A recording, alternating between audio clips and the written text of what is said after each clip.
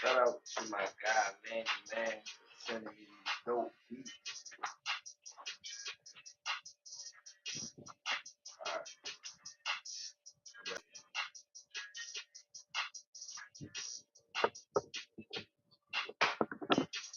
I know, I know y'all can see there's a lot around me, right? That's because every paper has a purpose, right? Every last thing. So the most important thing that I want everyone to understand about this idea, right, is that I don't care if no one comes and I talk to myself because all of this content will be posted and it will be uploaded. And it is my vision that upon it being uploaded, that the youth, the young men and women that I intend these messages to get to, that eventually someone shares it, right? But if anybody that knows me knows that I don't mind talking, so I'll talk to myself as long as I need to. It's therapeutic. I advise some of y'all to do the same. I'm joking, but I'm dead serious. It's actually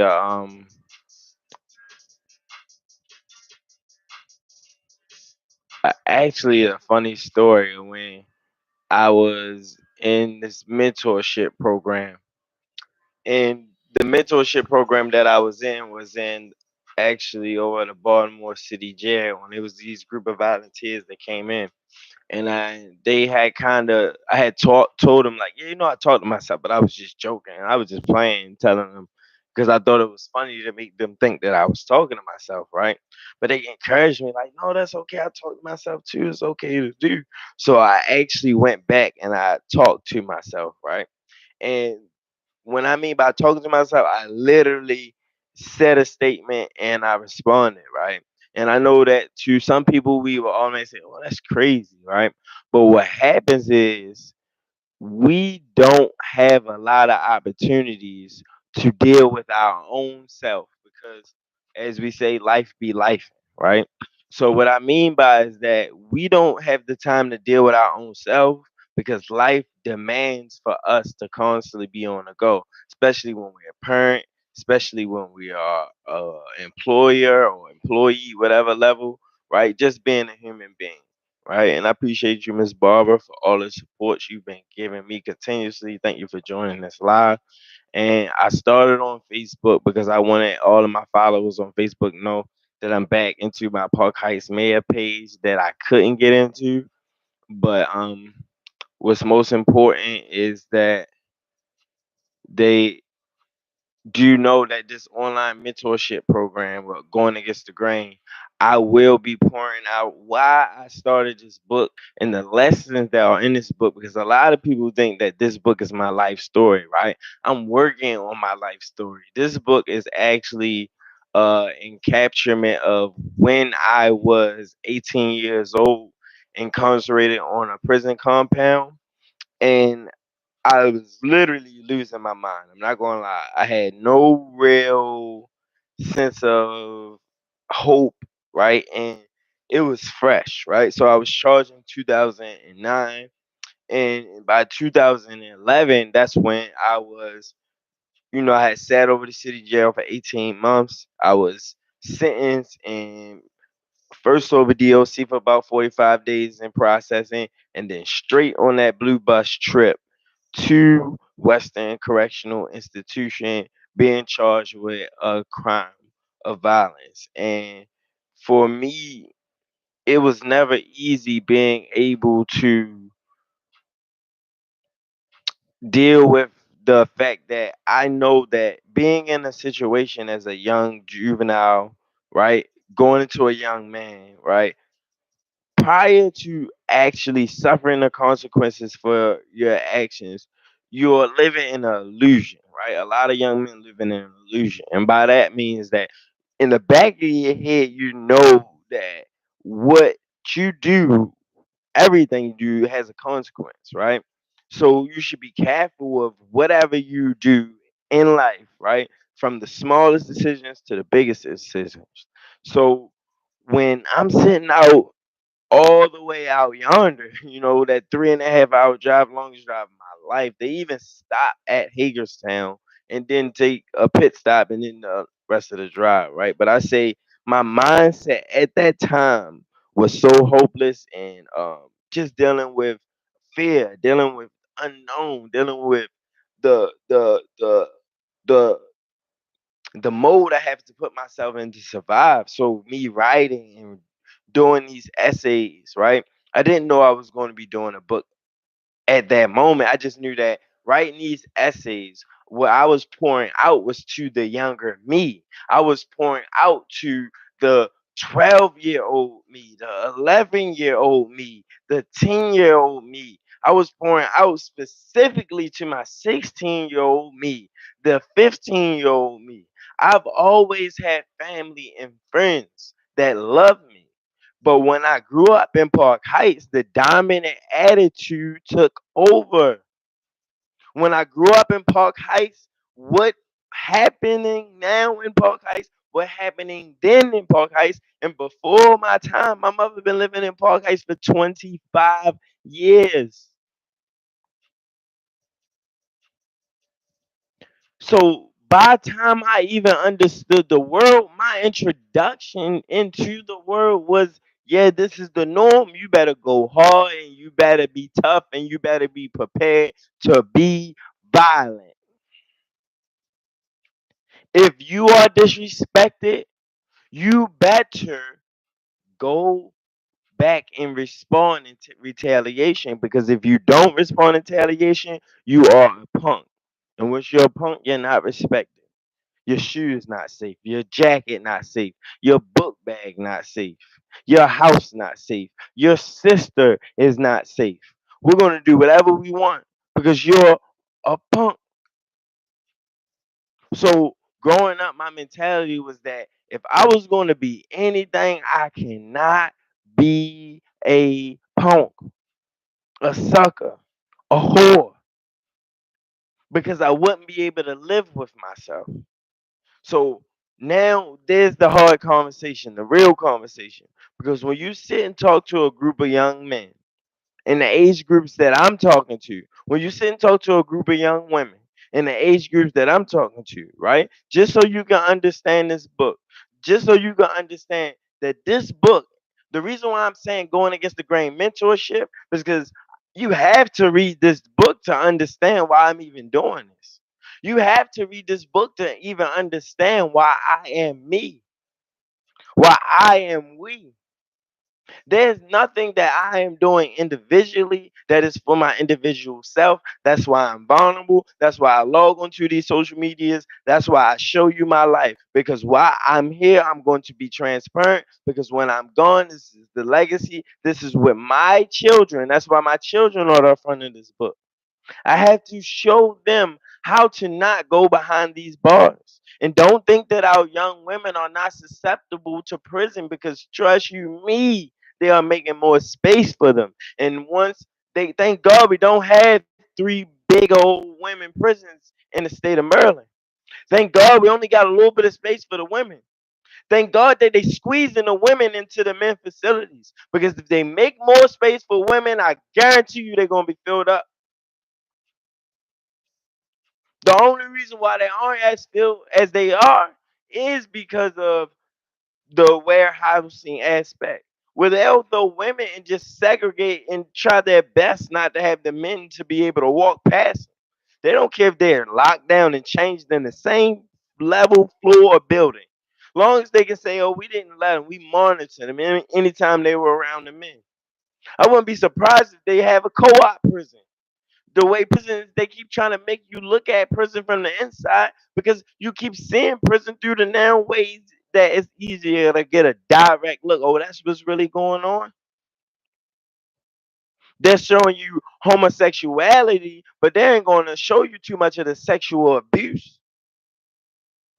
They're showing you violence, but they're not going to show you the ongoing effects of what happened to a prisoner who was separated from his society because of his violent behavior and then thrown into a violent environment, right? So when he comes out of prison, when he comes out of jail, what's happening is that the re-entry process is only limited, right, to a person who's actually going to take the initiative to go get the steps to do what they need to do.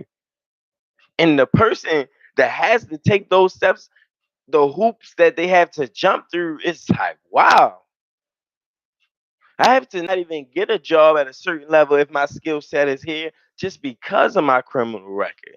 So going against the grain is to make sure that you don't have a criminal record. And if you do, is that you don't get a worse criminal record. So on day two, I'm gonna tell you more about my story. But on day one, the main thing that I want you to understand is that I came out with a home plan, right? And my home plan is something that I designed, and I was an educational academic tutor in the educational department. I had access to a computer, and I was training other men how to do these skills for themselves. And they didn't want us to have computers. Of course, there's a million reasons why they didn't want us to have them in the institution. But during my time incarcerated, I was getting the skills that I need to be prepared. I didn't come home and then get the skills, even though I did need to further my skills, right? So going against the grain is, I watched when I came home in 2016, it was some young men that were 10 that are now 16. There were some young men that were 16 that's now 21, right? I watched in my own neighborhood because I went back to the neighborhood that I came from. And I watched these young men that I was just trying to show, look, let's do this cleanup project. I got $5 for you. Oh, yeah, I take $5. Yeah, I need this money. I'm hungry a little bit. I want some snacks. And they out there working with me. We spraying down those green trash cans because we know when those trash cans in the community, it don't necessarily mean they're gonna get clean. It don't necessarily mean that the trash is going to go in the trash. There has to be a community aspect. There has to be men in the community saying, "Yo, no, pick that up. No, yo, let's keep that clean. No, don't let's sweep all this glass up. Stop throwing the bottles right here. When we done drinking, everybody throw your bottle away. When we done eating this candy, when we done y'all pick some snacks up and throw it away. There has to be people in the community saying that. There can't be people in the community keep looking at what the Department of Waste Management is or isn't doing. How early they've changed the entire dumping system, right? So the Northwest Wellness Project, what I also get into, that's why the biggest initiative was a cleaning project. I ain't just make a logo and a brand. I want to read you guys my home plan so you can understand a backtrack of how I even got where I am today, right? So this was created in 2015 as I was preparing to go up for a modification. So in my home plan, which was being presented to a judge, the first thing I said is that my first goal is to enroll in Baltimore City Community College. Plan to do 2 years gaining credits in computer engineering and technology and early childhood education. Ideally, I would like to attend the University of Maryland College Park, so I will contact them and inquire about credits they desire so I can obtain them for the 2 years I am attending BCCC, right? So what I'm saying is that I have a plan to go to the community college. I have a bigger vision to go to an actual university. And at the time I'm 23, right? So when I actually enrolled into BCCC, I had already gained employment as a yoga instructor with the Holistic Life Foundation, which is an awesome, dope organization, right? And with me being already employed, it had me exploring my mind to more things that I could do, right? So by trying to apply the skills that I had, but also getting a whole new skill set, the schedule that I would need to be in full time school conflicted with the schedule that I would need for full time employment because this was a job that might need me to go to multiple locations, right? Due to wherever the contract or the yoga class needed to be done.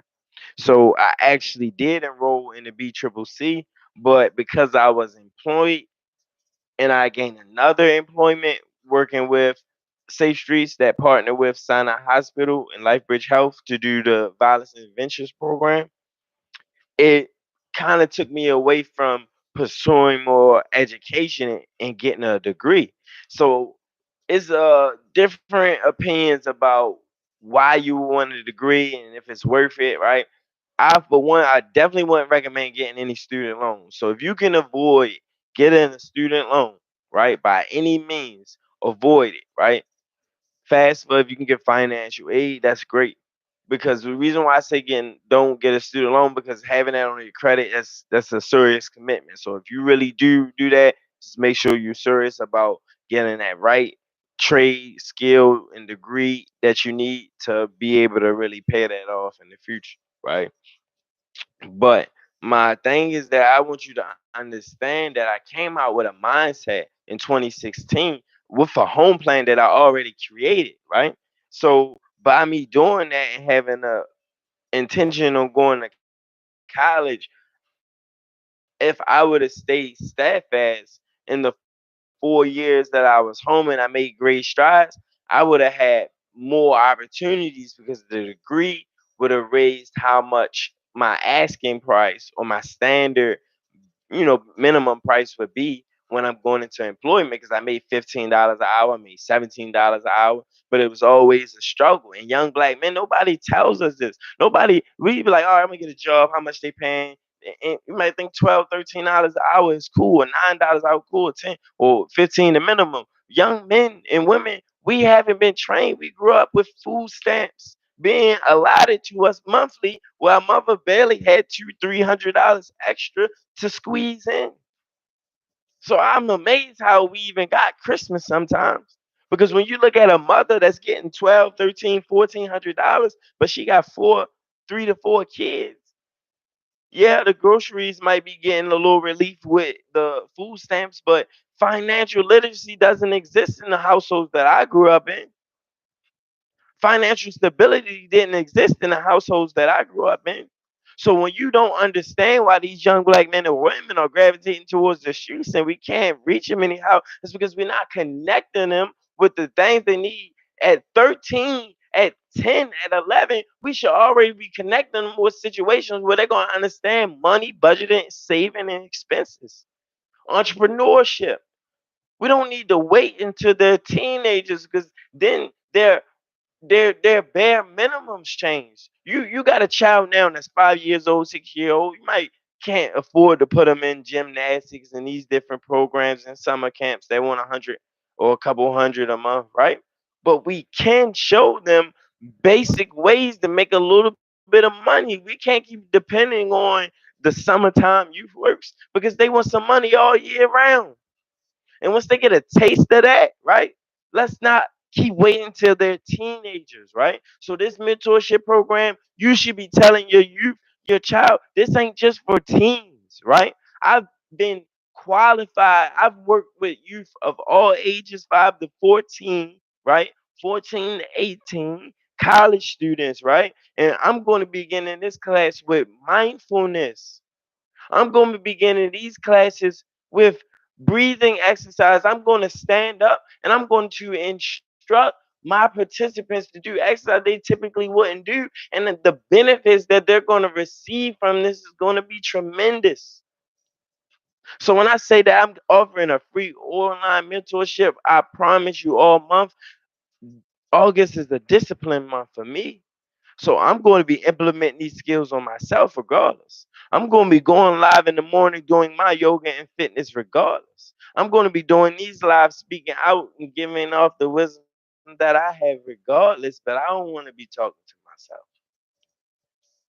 I need all of you that I know to support me, right? To tell those other people that we know to listen, hey, check out a Kiwi's mentorship program and tell the men that are 30 that they can benefit because I'm 30.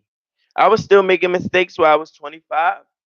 Tell the young men that are 25 they can benefit from this. We are going against the grain. Everybody out here going with the grain. You know what's going with the grain is? Going with the grain is with the where the music is taking us, where the hip hop influence is taking us. I got 3 daughters and 3 nieces. I'm seeing what they're watching. I could try to stop them from watching it, but I sit and watch them and watch because they're gonna watch it when they're over their aunt mother house. They're gonna figure out what they watch, and they're watching other people that are just like you and me that figure out how to do production.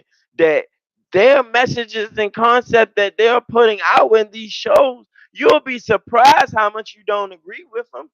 You'll be surprised how much they're influencing their ways of thinking. You'll be surprised how some of the behaviors that you're dealing with, that you're like, where you learn that from, is coming from the YouTube that I'm on right now that they could be watching, but they're not watching that. I only need 30 minutes to an hour. I only need 15 minutes sometimes. I only need 5 minutes for a guided meditation. I only need 10 minutes for some movement. I only need I only need maybe 15 minutes to talk to you. Then I need another 15 minutes for everybody to talk to me back and share and gain this wisdom from each other, because this is community that's going to make mentorships work. I only use the term mentorship because that's what everyone is familiar with and understand. This is bigger than mentorship. This is about having a Jenga, a guider, someone who you can be connected with that has the experiences that you don't have to go through. And I'm talking about some bad experiences. I wouldn't be going live on the internet telling you that I'm on home detention if I didn't find in my soul and my spirit to be telling you, hey, listen, young man, listen, young woman, I am doing great things. I am successfully showing, even in being incarcerated in a jail environment, that I'm going to produce light, I'm going to be light. I'm going to give the best side of myself in the worst situations, regardless how it makes me look. I've always had an unpopular mentality. But when I was going with the grain, guess what I didn't have? I didn't have an unpopular mentality. I was trying to figure out what was popular. I always had a pure heart. If you be around me, you gonna know, like, I like to make jokes randomly. I like to talk a lot, and everything that I'm talking about is gonna be about building growth, funny, laugh, joy, building music, entertainment. This is who I am. But at 13, 14, 15, 16 years old, I tried to become what everybody else was. I tried to do what everybody else was doing. And only by the grace of God am I'm able to sit here and talk to you about it. We say that we don't know what it's like to die because we've never died before. I know what it's like to go to hell. I've been there, and now I'm back. And I have a message for you, young black man and woman, or young white man and young white woman, or young Latino and woman and y'all Latino man, or young African woman and young African man. The experiences that I share in going against the grain, right? And I'm going to read something to you all real quick, just so you know that I'm not pretending. I'm not making this up of me feeling like this can be impactful, right? And in my hand, this is a new copy, right? But I have a hard copy that I carried with me for 28 months, right? And I let over 20 people read it. And I got them to give me feedback. And I always ask, I say, all right, you might not can go on Amazon and buy it. 'Cause people like, yo, I like that book, man. I want to read it. And I had a copy, and I'd be like, I really want you to go buy it, right? But give me 3 paragraphs of what you got from the book, and then that'll be your payment, right? So Mr. Dante Ramshaw wrote this.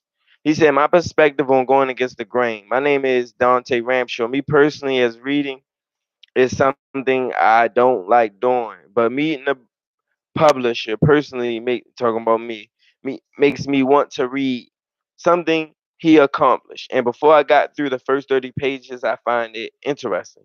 So what I got from the beginning is that he's very good at poetry. I tried to give him a report halfway through because I didn't want to hold his book too long. He said, no, man, hold it. I'm not used to people like that.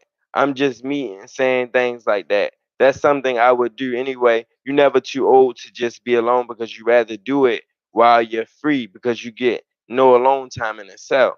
And I think at this point he's talking about, all right, so I read the page back where at that point he's talking about the chapter where I talked about locking yourself up. He said he actually inspired me to read and write. Personally, is everything, and I feel Mr. Barnes tells a story of an individual human being in Baltimore, and basically he gives you a better perspective how to overcome your history because it's never too late for change. If you don't like to read and want to start out, I feel his book called Going Against the Grain is a great book to start with. I tried to give him a report halfway through because I didn't want to hold his book too long. He said, "No, man, I hold it. I'm not used to people like that. Just meeting saying things like that. That's something I would do. Anyway, you're never too old to just be alone because you rather do it while you're free because you get no alone time in itself. Mr. Barnes has a lot going on for himself while he is on the house arrest. One thing I recommend you do for him is read his book and email him a report on how you felt about it. Thanks." And I appreciate that, brother, right? Because as an author, it takes a lot to really go and sit and write, right? And the most important thing that I need everybody to understand is that I wrote this over a 2 year process, and Eddie Conway, rest in peace, his soul, after he gave me his edits, right? And I gave it to him. I said, "Hey, Bobby, can you check this out? Give me your feedback." And he was just being transferred out to jail, so he gave it to someone, got it back to me. And after that, I'm like, all right, retyped everything out. I'm like, "Yo, this perfect." The Bobby then edited it, and I sent it home to my family, right? And it still wasn't until years later in 2020 where it got published. But you have to understand that this book and the impact that it can have on men and women is positive, and I really encourage everyone to purchase a copy of this book because this is how the mentorship course is free, right? But purchasing this book is what gets you into being able to access and get everything that you need with the group. So tomorrow is day two, right? I shared a lot today, but the biggest thing that I wanted everybody to understand is that why I wrote it and what the concept behind going against the grain is. So I appreciate you, Candace. I appreciate Javon, Miss Barbara, Janae, and everybody else that joined the live on Facebook.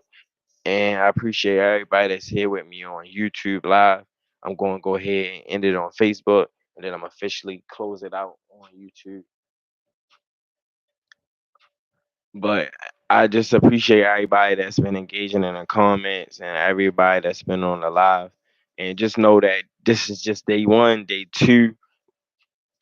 I'm going to be eventually doing some things on Zoom, but I will make sure that I'll be able to upload enough that you can get a perspective of how it's going onto this YouTube channel. So make sure you like and subscribe. Follow me on Instagram, Facebook, Twitter, everything, Mr. All or Nothing. And also Facebook, Park Heights Mayor. I'm back.